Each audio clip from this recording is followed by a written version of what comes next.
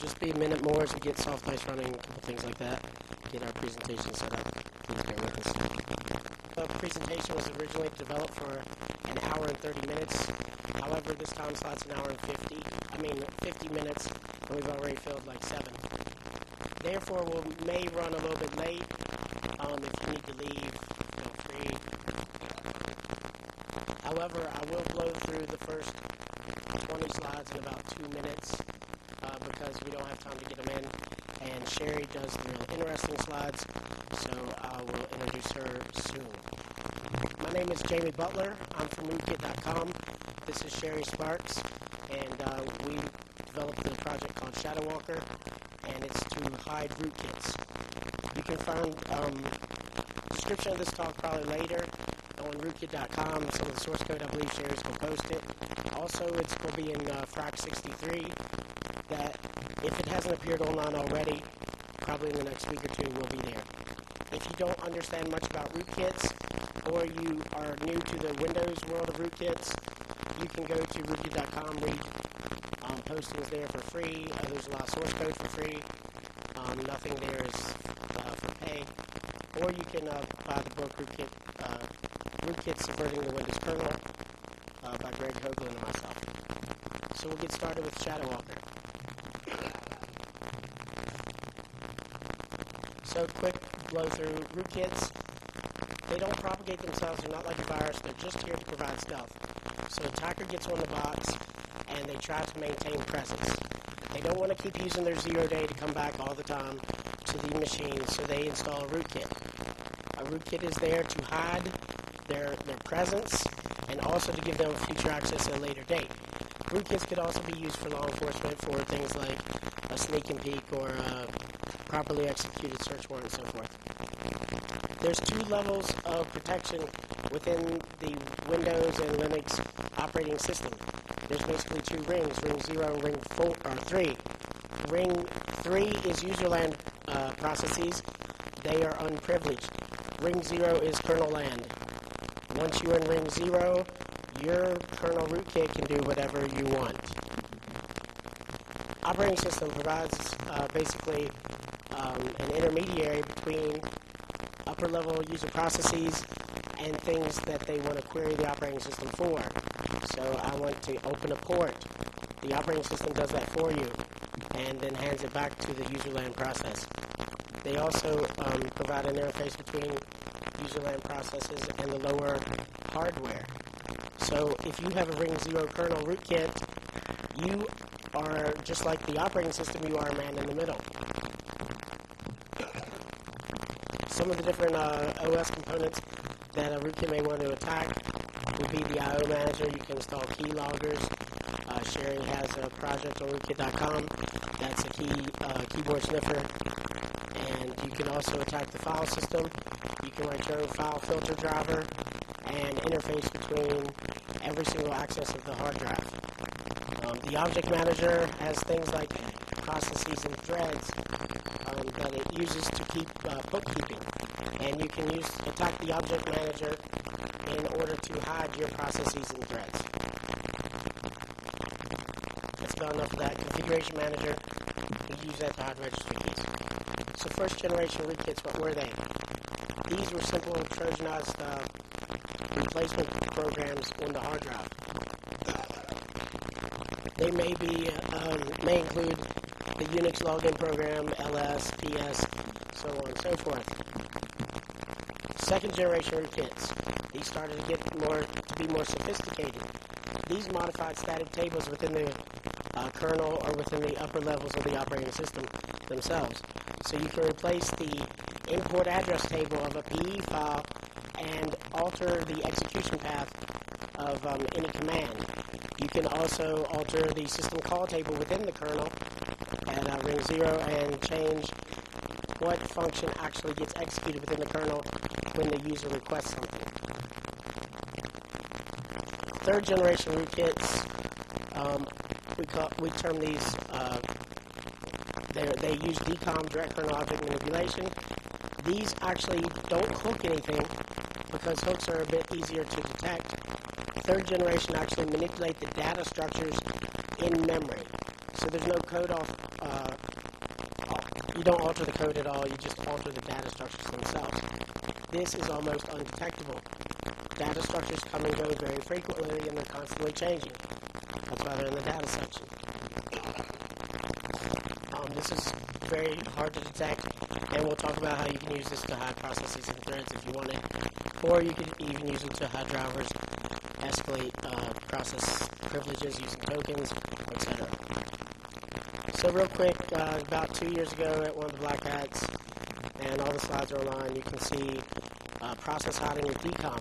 I also mentioned a little bit last year when I talked about Vice. What the kernel uses to keep track of all the processes is this list of active processes. Every eProcess block you see there represents an individual process in the system.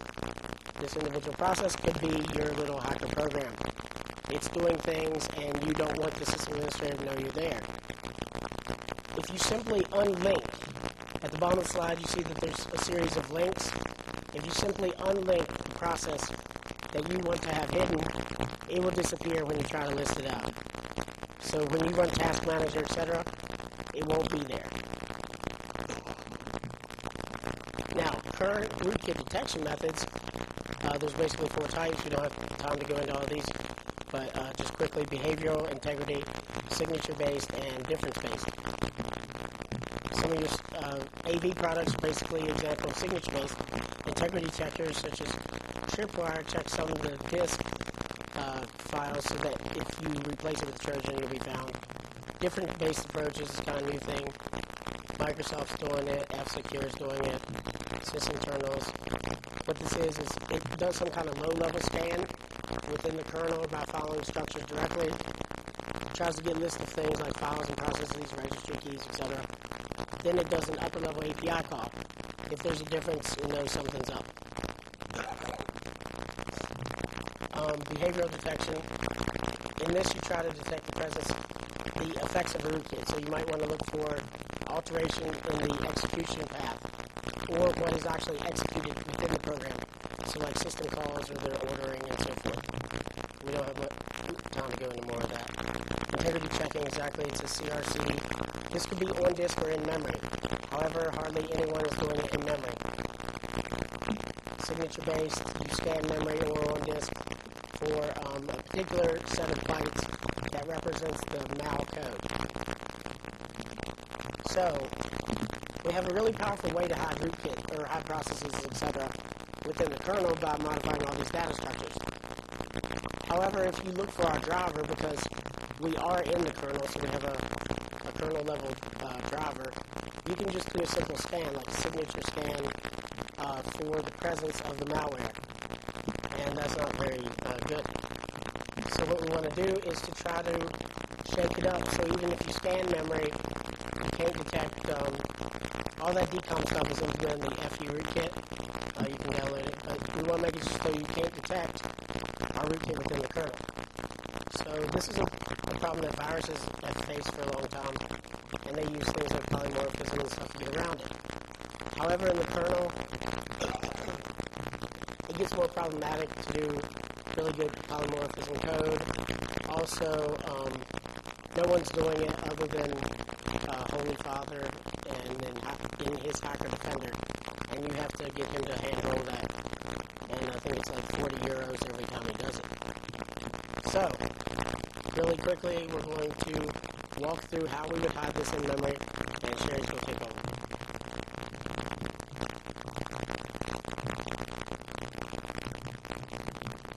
Thank you, Jamie. I'm going to be discussing the technical implementation of ShadowWalker, which is our rootkit hiding technology. Like Jamie said, polymorphism has not really been seen a lot in rootkits so far, but it's not really an optimal approach for a rootkit.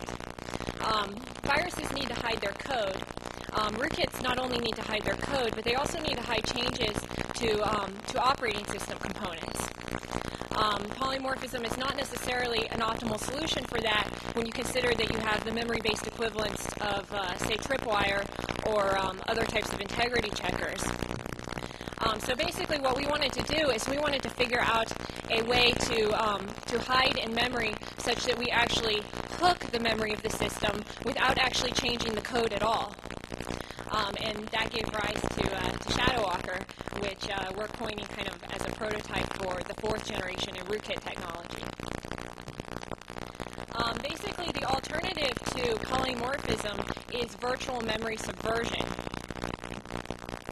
Basically, what we're going to be showing you today is a proof of concept demonstration that a rootkit is capable of transparently controlling the view of memory seen by user applications, kernel drivers, and the operating system itself. Now, the cool thing about this technology is the fact that there's a minimal performance impact. Because we exploit some features in the hardware, that means that basically our memory hook engine hiding a rootkit is virtually undetectable. It has no slowdown or system performance hit. Obviously, this makes this type of technology attractive to not only a rootkit, but also to maybe a virus or a worm or spyware applications. Just a few implications of virtual memory subversion. For a long time, rootkit scanners relied upon the integrity of the operating system API. Like Jamie mentioned, ever since the 2nd generation rootkits, rootkits have been hooking the API, and upper-level processes can no longer trust the results returned to them by the API, either the user-level API or the kernel-level API, depending upon where the rootkit is hooking. So basically, rootkit scanners have gotten a little bit smarter. They're starting to realize that they can't rely upon operating system APIs anymore. But even those rootkit scanners that don't rely upon operating system APIs, they still rely upon the integrity of the virtual memory system. So therefore, when a security scanner does a read of a certain memory address, it expects to see the data that's actually stored at that address. What we're proposing is actually to return some data that is in fact not actually stored at that address. So basically, there are two implications here. If we can control a scanner's memory reads, then we can pull signature scanners and potentially make a known rootkit or virus code immune to an in-memory signature scan. Because basically the scanner will access the range of memory where the rootkit code is stored, and it will be returned data which is a clean copy or does not have the rootkit code. We can also pull integrity checkers. Those kind of checkers, like Jamie Butler presented a talk on a tool called Vice, which basically attempts to detect hooks. Hooks typically work by replacing the beginning of the function prologue in an API with a jump instruction to a stub, which is the rootkit code. So basically, under normal situations, you would not expect to see the first instruction in an API to be a jump instruction. The normal code would be such stuff as stack setup code, allocation of local variables. So basically, Jamie uses heuristics like this to determine if functions are hooked. Basically, the implications for this is that if we are subverting that particular function in memory, the scanner would perform a read, and it would receive a clean copy of that API function code, yet the actual code that is executing is actually the hook code. Since we're going to be talking about the subversion of virtual memory, we're going to need to do a little bit of a review. This is stuff that's normally covered in a college-level operating systems class, but I know that for most people, we probably need to review some of this stuff. First thing we're going to talk about is virtual address space layout, and then we're going to talk about some of the concepts of virtual memory. We're going to go over the ideas of paging and segmentation, page tables and PTEs, how virtual to physical address translation actually occurs, what the page fault handler does, and then some performance issues associated with paging and how those are actually mitigated using a hardware solution or the translation Lookaside buffer. Finally, we'll talk about different memory access types and some little eccentricities with the X86 architecture. So basically what you have here is a layout of the most common, the two most common layouts for the Windows virtual address space. The first one breaks the virtual address space up into two main components. Like Jamie said, we have two modes of operation under Windows. We have have a privileged mode, which is basically kernel land, and we have a non-privileged mode, which is basically user land. The memory address space is arranged similarly to that. The lower 2 gigabytes correspond to user land address space. That's going to contain your application code, DLL code. The upper 2 gigabytes is going to be where the operating system kernel is. In the upper 2 gigabytes, you're going to have N2S kernel, HAL, hardware abstraction layer, boot drivers. You're going to have key operating system structures, the process objects that Jamie was talking about, process page tables, and then non-page pool and cache memory. Alternatively, we have a second address space layout, which has been used on some of the server 2003 systems, which actually allows you to expand the user address space up to 3 gigabytes. By far the most common layout is going to be the one where it's split in half. So basically, what is the main idea behind virtual memory? Basically, the idea is we want to separate the virtual from the physical address spaces, or separate the virtual and physical address spaces. By that, what I mean is the virtual address space is the size of it is going to be defined by the size of your, or the width of your memory bus. So if you have a 32-bit system, that means that you have the ability to address 2 to the 32, or approximately 4 gigabytes of contiguous memory locations. So therefore, your virtual address space spans from 0 up to 4 gigabytes. In contrast, most of us don't really have 4 gigabytes of RAM installed on our system unless we're really lucky. So therefore, we can say that our physical address space is constrained by the amount of RAM on our system. And the amount of RAM is most likely going to be less than the 4 gigabyte limit for the virtual address space. So basically, virtual memory concerns managing these virtual and physical address spaces by dividing them into fixed size blocks. If those blocks are all the same size, we have a paging architecture. If those blocks may be variable sizes, it's a segmentation architecture. The X86 architecture is actually a combination of segmentation and paging. However, for the purposes of our talk, we're focusing upon the paging architecture because that's the level that we're going to subvert. As far as how this there's actually mapping information that actually maps a virtual block to a physical block. And the OS is what actually maintains this mapping information and determines which virtual blocks map to which physical blocks. Like I said before, the virtual address space may be larger than the physical address space. And also because the OS is managing this mapping, virtually contiguous memory blocks do not need to be physically contiguous. This actually shows an illustration of those few points on the previous slide. As you can see, we have our virtual address space divided up into blocks. Under a paging architecture, we call these blocks pages. The physical address space is smaller than the virtual address space. It's also divided into fixed size blocks. This is termed frames. Basically, as you can see, the virtually contiguous blocks do not necessarily have to be physically contiguous. So what actually maintains this mapping information that the OS uses? This mapping information is contained in page tables. And page tables consist of entries called PTEs, or page table entries. Page table entries contain at least 2 pieces of useful information.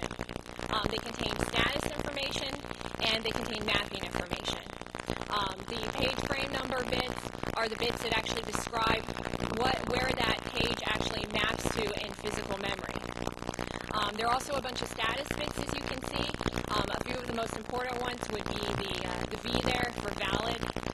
That's going to determine if the page is actually resident in memory or if it's been paged out to the disk. You have the writable bit, which is going to be concerned with protection, whether or not that page is read-only or whether it's going to be writable as well. You also have some bits, the cache disabled, the dirty bit. These are bits that the operating system uses in its virtual memory management for page swapping and such. And then the last bit of interest is going to be the global bit. The global bit is interesting because it determines whether or not this particular mapping information will be flushed from the hardware cache on a context switch. this actually becomes important later on. So basically, here's an illustration of the big picture just to kind of summarize all these ideas. We have our virtual address space layout divided into user space and kernel space. We have our pages, which are the divisions of the virtual address space. We have process page tables located in the kernel memory section. Process page tables contain PTEs, which contain status information and mapping information, which will basically say where those pages are located out in physical memory. So how do you go from an address to actually figuring out where that particular page is in the page table? Basically, virtual addresses can encode the information necessary to index into page tables. Page tables may actually be single-level or multi-level. The X86 maintains a two-level paging architecture. Basically, we divide the virtual address into two pieces. We're going to divide it into the virtual page number, which is going to contain the page table indexing information, and we divide it into the byte index, which is going to contain an offset to the from the physical frame in physical memory. So basically, the virtual page number, in this case, since we have a two-level architecture, basically what that means is not only do we have a page table, we also have a page directory. And basically, the page directory is a table of pointers to page tables. And the page tables, of course, being pointers to physical frames. This actually is used to, a two-level scheme is used to actually to save memory, since the page directory is going to have to be resident. So basically, in this case, our virtual page number is actually divided into two pieces. We have to be able to figure out the index into the page directory so we can locate the correct page table, and then we have to figure out the index into the page table so we can locate the correct page frame. So basically, under X86, the upper 10 bits in the virtual address are going to provide your index into the page directory, while the middle 10 bits are going to provide your index into the page table. This slide gets a little bit complicated, but I'm going to give it a go here to try to explain it. Basically, there's a number of steps involved in virtual to physical address translation. This is performed by the hardware. The first step is going to be to locate the page directory, the base address of the page directory in memory. The page directory base is actually located in the K process block. Physical address is also located in CR3, which is the control register on the processor. So basically, the first step is to locate the base of the page directory. The second step is going to be to locate the actual entry in the page directory that contains the pointer to the page table that we need. So basically, we're going to extract the upper 10 bits from the virtual address and use that to add to the page directory base to obtain the entry in the page directory table. Now, the contents of this page directory entry is basically a pointer to a page table, or the base physical address of the page table in memory.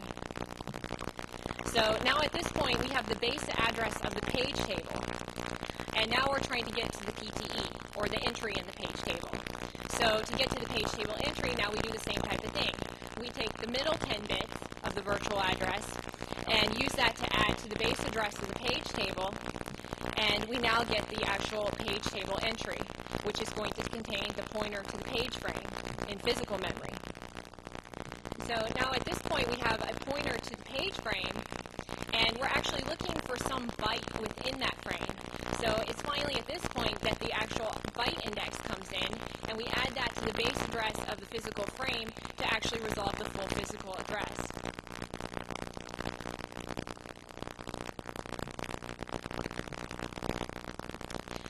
Like we said earlier, the physical memory may be smaller than the amount of virtually addressable memory you have. So therefore, the OS may need to move some pages from main memory out to the disk to satisfy current memory demands. Basically, when the OS does this, it marks the PTE for the page in question as invalid, writes it out to the disk, and the next time that page is accessed, it's going to generate a page fault. A page fault is basically just an interrupt that is going to cause a vector to an interrupt service routine, which in this case is going to be the page fault handler. There are actually several conditions where a page fault can occur. The most common condition is going to be the case where the page table entry is marked invalid, and that page has been swapped out to the disk and needs to be brought in.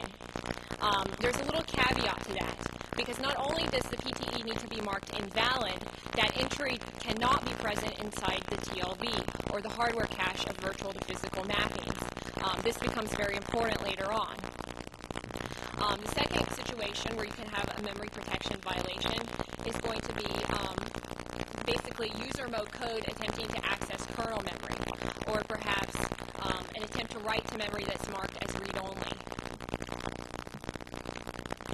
For all of you guys that I lost on that previous slide of virtual to physical translation, I have a little bit clearer one that shows the whole page fault path. Sorry about that.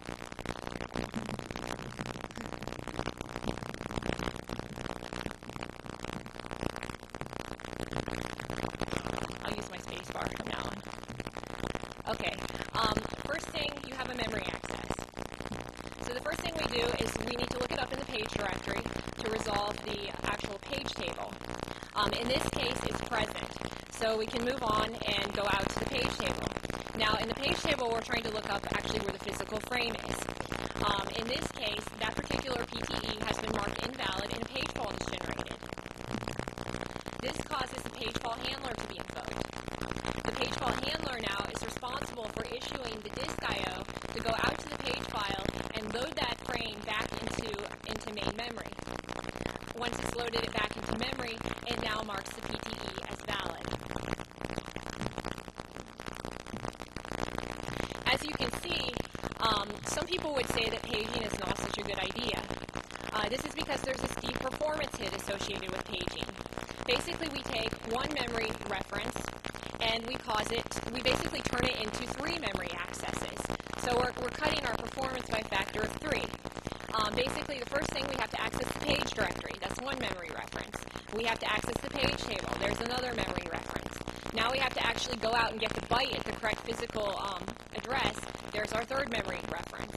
So actually, in the best case, every single memory access requires 3 memory accesses to resolve the virtual to physical address. In the worst case, not only do we need 3 memory accesses, now we might potentially need 2 disk I/Os. Because since we have a 2-level paging scheme, our page tables may be not present, and our actual page frames may be non-present as well. So therefore, you may have up to 2 additional disk I/Os. So as you can see, paging introduces a steep performance hit. Hardware designers found this to be unacceptable, and they developed a solution for this to help mitigate this problem. Their solution was the translation Lookaside buffer. The TLB is basically a high-speed hardware cache, generally implemented in associative memory, that holds the most frequently used virtual to physical mappings. So basically, the TLB caches the information held in the PTEs for certain pages that are used frequently. The TLB is actually a lot smaller than main memory, which means that it's possible that a page or an entry in the TLB could actually be evicted if another page that maps to that TLB entry needs to be loaded into the TLB. So basically, the TLB is actually first on the memory access path. It sits in front of the page table path. So therefore, on the memory access, the TLB is actually searched first before we ever even go out to the page tables. Since it is high-speed associative memory, that means that a reference found in the TLB can be resolved much, much faster than it can be resolved by even going out and doing a single memory reference in main memory. If that reference is actually found in the TLB, we say it was a hit. If it was not found, we say that we had a miss. The X86 actually uses a split TLB architecture. And what I mean by that is there's actually 2 TLBs. There's one that holds translations for code, that's the ITLB, and there's another one that holds translations for data, that's the DTLB. I should note that modern TLBs have extremely high hit rates, which means that most translations are actually resolved via the TLB cache, as opposed to actually having to go out to the page tables. which significantly increases performance. This is just a simple example of a TLB search. Basically, the TLB is a cache. It consists of two parts. You have a tag, which in this case is going to be the virtual page number, and then you have the corresponding frame that maps to that virtual page number in the data section of the cache line. So basically, when a memory reference occurs, the TLB tags are going to be searched in parallel to see if they can find a match on that virtual page number. If they can, the data or the corresponding physical frame mapping is going to be returned. In this case, we had a TLB hit on virtual page 17, and its corresponding frame is 84. So basically here I have an illustration of the memory access path that includes the TLB. We're also going to stick with the X86 architecture, which actually has a split TLB. So that means that on a memory access, code accesses are going to be checked in the ITLB. So in this case, we have a hit on the ITLB. We now have the corresponding frame, which is 132, and we can go directly out to physical memory. In this case, as you can see, since we had a TLB hit, we were able to completely bypass the page tables. It may be possible that we don't have a TLB hit. We could get a miss. And what's even worse than a miss, now that we have to go out to the page tables, now we might actually get a page fault, which will kill performance even further. So in this case, our memory access is a code access. It goes out to the ITLB, searches it, it's not there, so now we have a miss. So now we have to go out to the page tables. In this case, we go out to the page tables, and we find something we need is not present. So we have a page fault. Now the OS page fault handler has to be invoked. It has to go out to the disk, bring that frame into memory, and finally mark that PTE as being present before the access can be completely resolved. So basically we have three memory access types. Everyone's familiar with this. We have read, write, and execute. Unfortunately, a little caveat to the X86 architecture is we actually only have two memory access types. We actually have read-execute and read-write-execute. By that I mean the execute access is implied to all memory. This poses a slight problem. In some cases, we might like to actually differentiate between execute access and read-write access. One common place where this might be the case would be the implementation of non-executable memory. This is used as a buffer overflow protection scheme. Basically, you have your stack space, which is typically readable and writable. I mean, you store data on the stack. But normally the stack does not contain executing code unless a buffer overflow attack is in progress. So therefore, heuristically, if we were able to detect an execute access over a read-write access on the stack, we could say if we detect an execute, that heuristically there's a good probability that we're in progress with buffer overflow attack. Now the little caveat here is, like we said, X86 doesn't let us to distinguish between read-write and execute. So basically, we have not had hardware support up to this point. We do now have some hardware support, but previously there was a project called PAX. Basically, PAX implemented read-write-no-execute or non-executable memory semantics using strictly software support. This was before there was any hardware support for non-executable memory. Windows XP Service Pack 2 and Server 2003 Service Pack 1 now also implement software support in the form of what Microsoft calls Data Execution Prevention, or DEP. As a side note, hardware support has been added for non-executable memory on the 64-bit processors, as well as the Pentium 4. Well, in the case of a rootkit, it's also kind of advantageous to be able to distinguish between executable and read-write access to a range of memory. Basically, we're going to take an offensive stance on the PAX technology, which it's been around for a while. This technique's been around for a while, but so far it hasn't really been shown how you could invert that technique for malicious purposes. So basically, we want to hide code. So we want to differentiate between read, write, and execute. So the idea is, if we have a read access of the code section of our rootkit driver, for example, that's going to be a very strong heuristic that a scanner is trying to locate us. So basically what we would want to do in that case is we want our rootkit code to run, but if a scanner tries to read it, we want to basically return an image of that memory that does not contain the rootkit code or contain something clean if it's in the case of a modification to the operating system. So basically what we're proposing here is we're going to do an implementation that is the inverse of PAX. That is, it's an implementation of execute allowed, but diverted read-write memory semantics.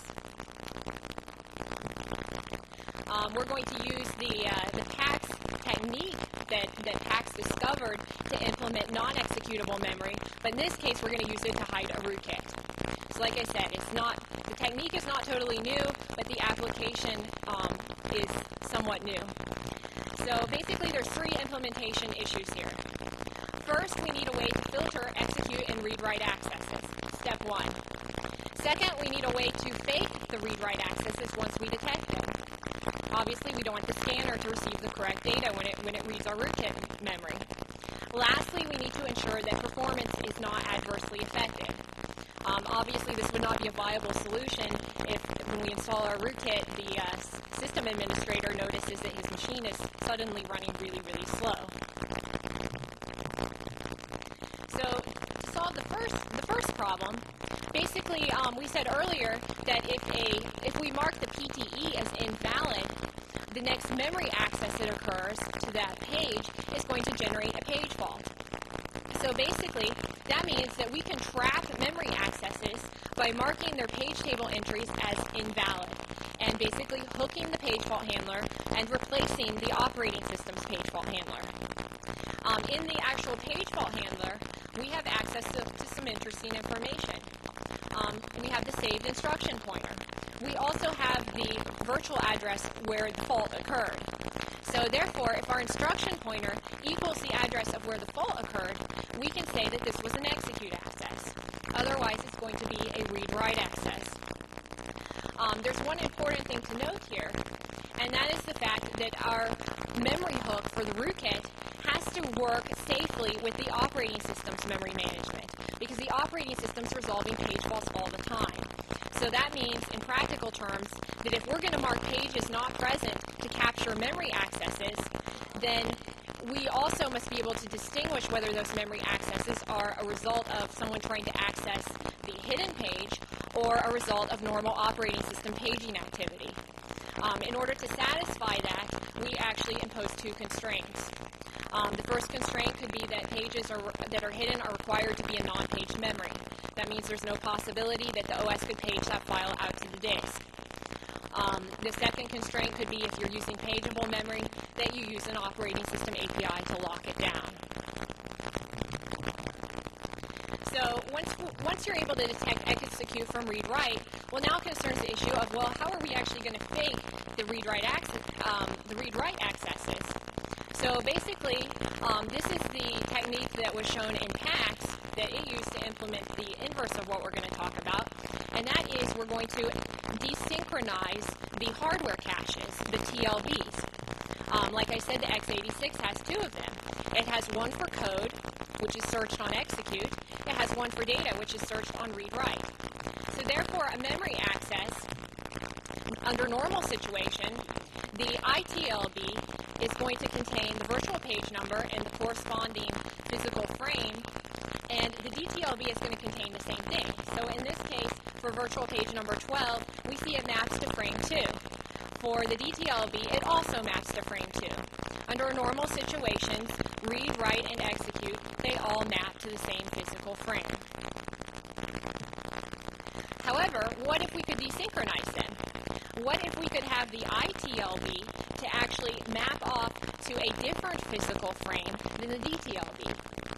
So basically the idea here is that the ITLB contains a pointer to a frame which contains the rootkit code, and the DTLB contains a pointer to the frame which either has a clean copy of something or some random garbage, which is not the rootkit code. So basically, since all these translations are performed at the hardware level, this is going to be transparent to the application program, to the kernel driver, or even to the operating system. So basically, once we've decided that we're going to desynchronize the TLBs, the question is, well, how do you actually do this? TLBs are almost entirely hardware controlled. However, there is a little bit of support for software control, which in this case happens to be enough support to implement this. First of all, we have the capability to flush the TLB. Basically, we can flush the entire TLB by reloading register CR3. This normally occurs on a context switch.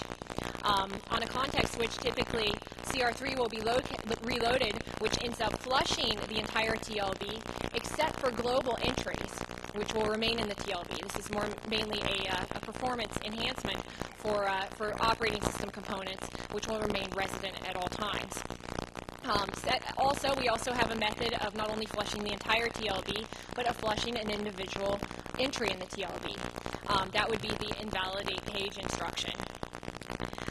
So now that we've established that we can flush the TLB, how about loading it? It is possible actually to load the TLBs separately, which means that actually executing a data access loads the DTLB, but not the ITLB. Conversely, executing a call loads the ITLB, but not the DTLB. So therefore, it is possible to discretely load the two TLBs separately and desynchronize them. So basically, our proof of concept implementation consists of two main components. We have the memory hook engine, which has a hook installation component, which sets up the hook, and then a custom page fault handler, which basically is responsible for filtering execute and read-write accesses and correctly manually loading up the right TLB. Also, we have our second component is going to be a modified FU Rootkit. So basically, we've modified Jamie's rootkit to work in collusion with our Shadow Walker. So basically, on memory hook installation, there's several steps that have to be performed. First of all, since we're going to mark pages not present, we need to install a new page fault handler. Once we've done that, on a page fault, we're going to need to be able to determine relatively quickly if that fault is due to one of our hidden pages being accessed, or if it's due to the actual operating system performing normal paging activity. So in order to do that, we just insert that page into a simple hash table so we can perform a quick lookup. Next, we mark the page not present. And then the last step is really the most important here, because we said that the TLB is first on the memory access path, which means that a page fault is generated, one, when the PTE is marked present, but like I said earlier, two, when that entry is not present in the TLB. So therefore, we perform an explicit flush of that page that we're hiding. This means that on the next memory access, we will be able to generate a page fault. If you could please hold your questions to the end, we'll have time for questions. So basically, the custom page fault handler's main responsibility is to filter, read, write, and execute accesses for hook pages. If it determines that the page is not a hook page, meaning it's just a normal operating system page fault, it passes it down to the OS handler. If it is a page fault due to a hidden page, it's either going to manually load the ITLB or manually load the DTLB, depending upon the type of access. Most memory references will be resolved via the TLB path. So intuitively, you would think that you would be generating a lot of page faults. You would take a big hit in performance. Not the case, because we're using the hardware caching mechanism. We're just simply desynchronizing it. So basically, we will still have page faults, but the page faults are not as many as you would think, since the TLB path will handle most of the memory references. Page faults on the hook pages will, of course, occur on the first execute or data access to the page. Remember, we had to flush the TLB when we instantiated the hook. It will occur on the TLB cache line eviction. So it's possible that the mapping for that hook page got evicted from the TLB. Well, the next time that a memory access occurs, it will now generate a page fault, which the page fault handler will now reload the correct mapping into the TLB, and that memory access will go through. Likewise, the last case would be on an explicit TLB flush context switch if the global bit has not been enabled. So basically here we have some really rudimentary page fault handler pseudocode for what's going on. So basically we are only hiding kernel pages right now. So we're going to disregard user land accesses. So in the page fault handler, we want this to be as efficient as possible, so we don't want to tie things up if we're not interested in handling this fault. So the first thing we do is we just check if the processor mode is in user mode. If it is, we pass it down. We're not dealing with user mode. If the faulting address is a user page, we're also going to pass it down because we don't hook user pages. In contrast, if the fault is from a hidden page, now we're going to check if it's a read-write or an execute. If it's an execute, we're going to jump over to load the ITLB. If it's a data access, we're going to jump over to the load DTLB code. Basically, in the load ITLB, what we're going to do is we're going to basically replace that physical frame information in the PTE with the mapping for the actual physical frame that contains the rootkit code, because we want it to execute. We're going to temporarily mark that PTE as present to allow the memory access to go through. We're going to perform a call into the page, which is going to load up the ITLB. And I should note here, I forgot to put this on the previous page, that we do have to perform a call. So basically that means that we need to find an empty byte in our hidden page that we can insert a return opcode to. In practice, if you're going to hide sections, say in a driver, those are PE sections, so therefore there's going to be some alignment, so therefore there's normally some empty space in there, so you shouldn't really have trouble finding one byte that you can just patch a return into. So therefore, basically, we just make a call to this point in the page where the return has been patched, and it returns control back to the page fault handler, and in process loads up the ITLB. Finally, the PTE is marked as non-present again, so we can catch subsequent accesses. We also replace the frame back with the original innocent-looking frame, and we go ahead and we return back to the faulting application, or driver as the case may be, without passing down to the OS. The OS doesn't need to have any knowledge of this page fault. If it's a DTLB load, basically the steps are a little bit simpler, because by default we're going to maintain the clean mapping in the PTE. So therefore we just mark it present, perform a read access, and then mark it not present again. And then, of course, return without passing down to the OS.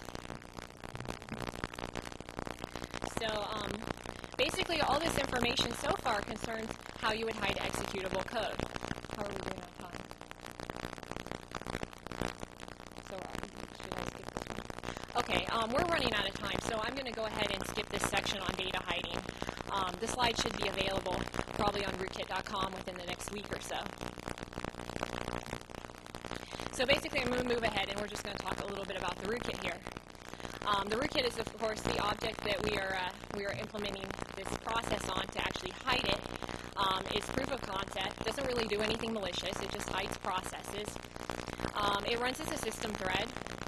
It has no dependence upon user land initialization, so which means it has no symbolic link or no functional device in the driver. And also, basically, we envision this rootkit as being an in-memory rootkit, meaning that ideally it would be installed via a kernel-level exploit. Obviously, if this rootkit driver is sitting on the disk, we open up a whole new can of worms for detection and basically invalidate all these stealthy things that we're trying to do. So basically, we never want it to reside on the disk. This is a perfectly reasonable thing if we consider attacking, say, a server system, which is infrequently rebooted. Chances are high that this rootkit will sit in memory, and by the time we come back, it'll still be there. So lastly, the impact on system performance. Like we said, modern TLBs have high hit rates. That means most translations will be resolved via the TLB and not the page fault path, which means that we're going to have a very little performance hit. I can't speak from a performance metric point of view here because we haven't really done any rigorous testing on performance, but I can say that subjectively speaking, hiding Jamie's rootkit with this Shadow Walker memory hook engine, there is no subjective noticeable performance impact. Clearly the performance impact will probably vary depending upon the number of pages you're having to hide. In this case, hiding a kernel driver, how many pages you really have. You have 4 or 5 sections in a PE, portable executable, so chances are you only have 4 or 5 pages. If they're page aligned, 4 or 5 pages is really negligible. So for small numbers of pages, we haven't observed any performance impact at all. As this is not really a weaponized attack tool, there are a number of known limitations. Jamie and I have done this basically on our spare time, so basically we've not implemented a fully productized or weaponized version. So first of all, there's no PAE support. PAE basically extends addressability from 32 to 36 bits. We don't support that yet. There's no hyper-threading or multi-processor support. There's clear issues with regards to synchronization problems involved with porting this up to a multi-processor system. We've not addressed those yet. Currently, we only hide 4K-sized kernel pages. We are theoretically capable of hiding 4 megabyte pages. The X86 architecture actually has 2 page sizes, 4K and 4 megabyte. The main point of interest with the 4 megabyte pages are going to be hiding of NTOS kernel, which is sitting on a 4 megabyte page, obviously an interest to a rootkit developer who wants to install hooks into the operating system kernel. Currently, we can't hide NTOS kernel. There's some technical difficulties with that, which we're working to resolve. But it's quite effective for hiding drivers and other drivers, such as maybe Indis, which sit in the 4K page range. So we could hide hooks in the network drivers, for example. As far as detection, I'm going to go over this real brief. I think we're really running out of time here. First of all, like we said earlier, we have to make the constraint that we have non-paged memory that we're marking non-present, so we don't conflict with so we can differentiate our page faults from OS page faults. Obviously, non-present pages in non-page memory are heuristically abnormal. If that's sufficient to indicate that a rootkit's installed, highly debatable, but it's still abnormal. Obviously, the page fault handler code itself cannot be marked not present, because that would imply that we're marking the page containing the page fault handler as not present. We would end up with lots of recursive problems of recursive reentry. Therefore, the solution for hiding the page fault handler, we have to fall back to more tried and true approaches. It's small, it's written in assembly, there's no APIs, so, polymorphism seems like a fairly reasonable solution to that problem. Likewise, it's also difficult to conceal hooks on the IDT. Currently, this proof of concept makes no effort to conceal the IDT hooks. Yes, this rootkit is very easily detected right now because of this, but that was not really our goal. We're just showing a proof of concept. So right now, we're really running short, so I'm going to proceed to the demo and skip the last couple of slides.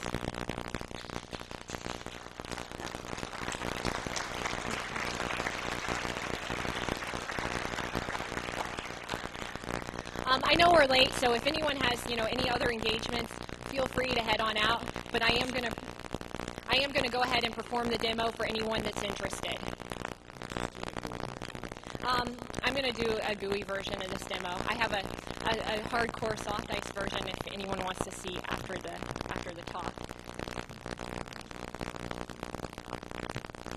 So basically, the first thing I'm gonna do is right now I'm using Driver Monitor. It's a tool with the Soft Ice driver suite. It allows you to load a kernel driver. The first thing I'm going to do is I'm going to go ahead and load up Jamie's rootkit, FU.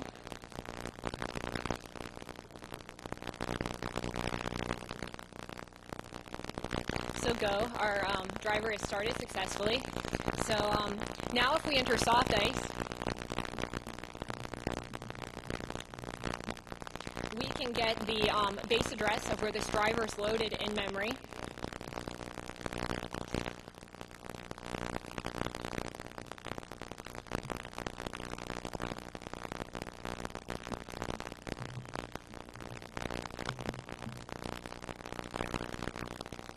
So this is the virtual address of where this driver is loaded in memory.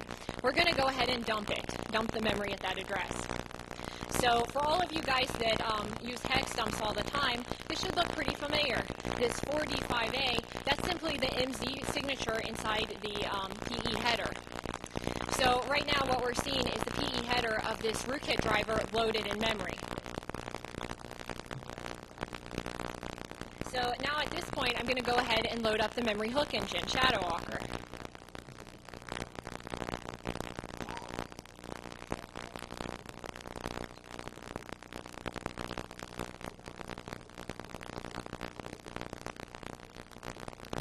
Okay, so it started up successfully. So now we're going to go ahead and perform another memory dump. Well, now it's gone.